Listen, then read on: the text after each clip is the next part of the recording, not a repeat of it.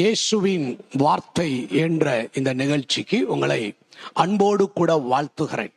இன்றைக்கு உங்களை தேடி வருகிற இயேசுவின் வார்த்தை ஏசாயா தீர்க்கதரிசனத்தின் புத்தகம் 1வது அதிகாரம் 16வது வசனத்தின் கடைசி பகுதி, 17வது வசனத்தின் முதல் பகுதி. தீமை செய்தலை விட்டு ஓயுங்கள், நன்மை செய்ய படியுங்கள். சங்கீதக்காரனாகிய தாவீதை சவுல் அவனை அழிக்கும்படி பல விதங்களிலே அவன் சந்தர்ப்பம் பார்த்து தேடிக்கொண்டு வந்த பொழுது ஒரு கட்டத்துல சவுலை ஆண்டவர் தாவீதினுடைய கையிலே ஒப்பு கொடுத்தார்.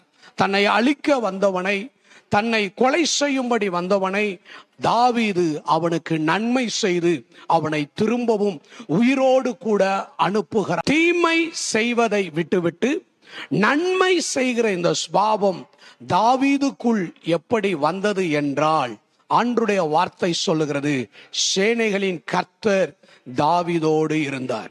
ஒரு மனிதனோடு தேவன் இருந்தால் மாத்திரமே, ஒரு மனிதன் தேவனோடு நடந்தால் மாத்திரமே, ஒரு மனிதனுக்குள் தேவனும் தேவனுடைய ஆவியும் தேவ வார்த்தையும் தங்கி தரித்திருந்தால் மட்டுமே தீமை செய்வதை விட்டுவிட்டு நன்மை செய்ய முடியும். ஆண்டவருக்கு மகிமை உண்டாகட்டும். ஆண்டவர் தாவீதுக்குள் இருந்தார். தாவீதுக்குள் ஆண்டவர் இருந்ததுனால தாவீதினுடைய சுபாவங்கள் எல்லாம் தேவனுடைய தெய்வீக சுபாவங்களா இருந்தது. இன்றைக்கு தேவனை தேடுகிற, தேவனை ஆராதிக்கிற, தேவனை அன்பு செலுத்துகிற, வேத வார்த்தைகளை தியானிக்கிற நாம் ஆலயத்துல போய், ஆண்டவரே நான் உம்மை நேசிக்கிறேன், நான் உம்மை ஆராதிக்கிறேன் என்று சொல்லுகிற நம்முடைய சுபாவங்கள் எப்படி இருக்கிறது? தீமை செய்கிற சுபாவம் ஒருவேளை நம்மிடத்துல இருக்குமானால் நாம் தேவனுடைய பிள்ளைகள் அல்ல. ஏனென்றால் தீமை செய்கிற சுபாவம் பிசாசினுடைய சுபாவம். தீமை செய்கிற குணம் பிசாசினுடைய குணம். திருடன் கொல்லவும் அழிக்கவும் வருகிறானே அன்றி வேற ஒன்றுக்கும் வரான்.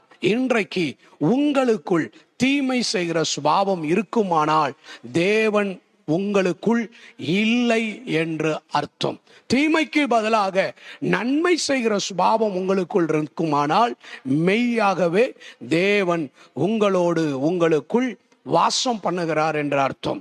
தேவப்பிள்ளையே, தீமை செய்வதை விட்டுவிட்டு நன்மை செய்ய பழகி கொள்ளுவோம்.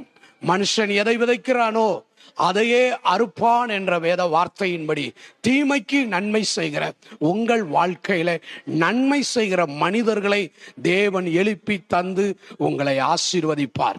அன்பின் நல்ல ஆண்டவரே, இந்த நாளிலே தீமையை விட்டு விலகி நன்மை செய்ய நாங்கள் பழகி கொள்ள எங்களுக்கு உதவி செய்தருளும். உம்முடைய திருக்கரத்தில் ஒப்பு கொடுக்கிறோம், ஆசீர்வதித்தருளும். இயேசுவின் நாமத்தில் பிதாவே, ஆமென்.